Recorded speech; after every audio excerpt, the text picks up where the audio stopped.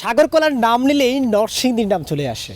সুপ্রিয় দর্শক শ্রোতা মণ্ডলী, নরসিংদীর সাগরকলা শুধু সাগরকলাই নয়, এটাকে অমৃতও বলা যায় বা অনেকেই বলে। অর্থাৎ সেই অমৃত ফল সাগরকলার বাগানে আমরা আজ এসেছি।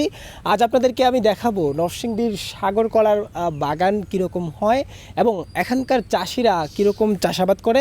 আমার সাথে একজন কৃষক রয়েছেন যিনি সাগরকলার চাষ করেছেন। আমরা তার সঙ্গে কথা বলবো এবং জানবো তিনি এই পেশার সাথে কত বছর যাবত আছেন এবং কত বছর যাবত এই সাগরকলার চাষাবাদ করছেন।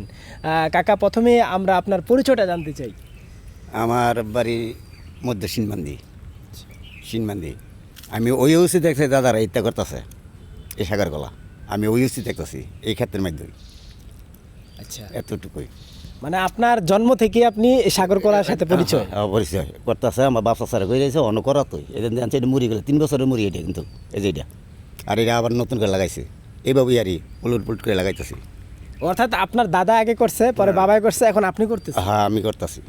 আপনি এবছর কতটুকু জমিতে চাষাবাদ করেন? এই যে 84 এইটা পুরাটি আঙ্গ 84 জায়গাটা, এই যে পুরাটা 84 ডিসিম জায়গা পুরাটা করে হিমাত পেয়েছেন না, এই পুরাটা 84 ডিসিম জায়গাতে আপনি সাগরকলা করছেন? এই নিয়ে আঙ্গ। আচ্ছা, এই 84 ডিসিম সাগরকলার আপনার কীরকম এবার ফলন এসেছে? ফলন তো আলাদা ওই যে করলাম না, অনেক আইসেন শেষ পর্যায়ে সরি দেখলে একটা 700-800 করে 900 করে বেচা কিনে হইতেছে আচ্ছা, বর্তমান যুগে। আইয়েন আড়ের মধ্যে দেখেন আসা না হয়েছে। আচ্ছা, বুঝতে পারছি। আপনি এই সাগরকলা মানে বিক্রি করেন, বিক্রির প্রসেসটা কি, মানে কোথায় প্রসেস? এই যে বাজারে না, এই যে সামনে বাজার, ওই যে ইডি বাজার, শিলমান্দি বাজার, ওই যে এনি বাজার। হ্যাঁ, এখানে ব্যাপারীরা কিনে বিভিন্ন জায়গার মাঝে প্রচার করে এরা এনতেন গুলিয়ে জায়গা কাঁচা পরে হারে পাকায় পারে পেছে। আপনি কি পরিমাণ 84 ডিসিম জায়গার মধ্যে কি পরিমাণ এবার বিক্রি করছেন আনুমানিক? বিক্রি এলাকা হিসাব করেন, বুক দইরা হিসাব করতে এটা গেলে তো অনেক সময় লাগে।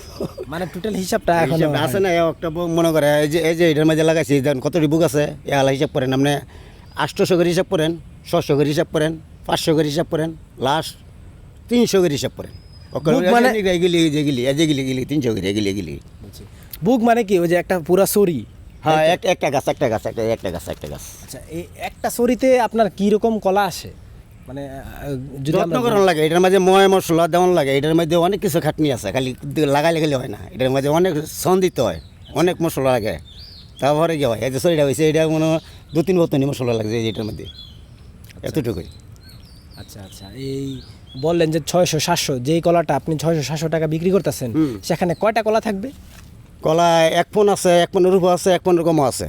মানে পিস না, মানে ফোন কয়টারে? হ্যাঁ, ফোন কি মানে? ফোনের হিসাবটা বুঝি না আমি। 6 কান্দা 7 কান্দা। কান্দা কি এটাও বুঝি না। হ্যাঁ, তো কেমনে বুঝাইতে মনে করছে কান্দা মানে কয় পিসে এক কান্দা? আলি না 4 আলি 5 আলি। আচ্ছা, একটা কান্দার মধ্যে। আচ্ছা, এই যে আপনারা সাগরকলার ক্ষেত যে করেন, হ্যাঁ, এই সাগরকলার ক্ষেতের প্রসেসিং মানে আপনারা কিভাবে শুরু করেন, চাষাবাদটা কিভাবে করেন? এটা ওই যে বুক সারে বুকের তেল লাগাই পরে আবার এটা অ্যাডজাস্ট করে আবার নতুন করে এটা লাগাইছি, এটা নতুন করে এটা মুড়ি 3 বছরের এইভাবে এই যে লাগাইছি একটা করে, এটা তারপর বুক সারবো, এই যে এটা যত্ন করলে পরে আবার এরম হইবে গাছ হলে পরে ফলন ধরবো। আর এমনি আর আপনাদের কি কোনো ওষুধপত্র স্প্রে মারন লাগে? স্প্রে আছে কিছু, যাতে ডিগির মধ্যে পোকা ধরে পরে স্প্রে দেওয়ান লাগে। ছোটো ছোটো একটা পোক আছে এই যে আড়ে, এই যে পোকটা আড়ে, এই যে এটা স্প্রে করলে পোকটা জায়গা, এদিকে করেন আর কিছু না, শুধু স্প্রেটা স্প্রে করতে হয়। আর ময় মশলা, ফসফেট, পটাশ, সার, এতটুকুই। সারও বেশি দাম দেয় না, সার বেশি দিলে গাছ মাইতে জায়গা তখন টিয়া দাম দেয় না। আচ্ছা, ধন্যবাদ। আপনার কাছ থেকে আমরা জানলাম।